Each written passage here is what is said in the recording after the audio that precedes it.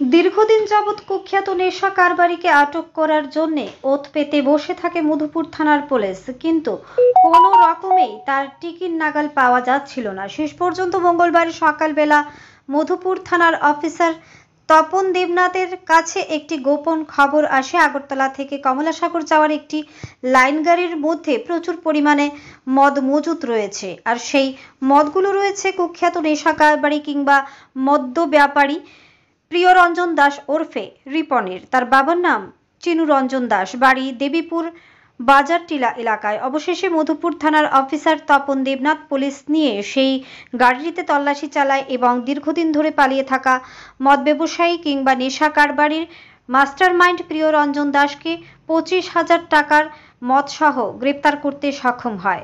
জানা যায় 3টি কার্টনের মধ্যে 64টির অধিক বিভিন্ন ব্র্যান্ডের বিদেশি মদ রয়েছে। পরবর্তী সময়ে তাকে মধুপুর থানায় নিয়ে আসে পুলিশ। এদিকে এলাকার জনগণের অভিযোগ, তার যন্ত্রণায় দেবীপুর বাজার টিলা সহ মিয়াপাড়া এলাকার জনগণ অতিষ্ঠ হয়ে আছে। বর্তমানে সময়কালে বাংলাদেশ সীমান্ত এলাকার পরিস্থিতি খারাপ থাকলেও সেই মদ ব্যাপারী প্রিয়রঞ্জন দাস সর্বদাই অবৈধ পাচার বাণিজ্য চালিয়ে যাচ্ছে। ওদিন মধুপুর থানায় এই সাফল্যের এলাকায় জনগণ দারুণ খুশি হয়েছেন।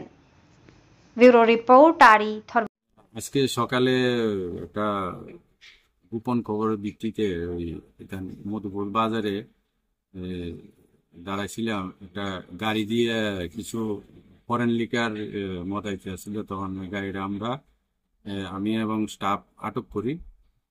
আটক করিয়া গাড়ির ভিতর থেকে সার্চ করিয়া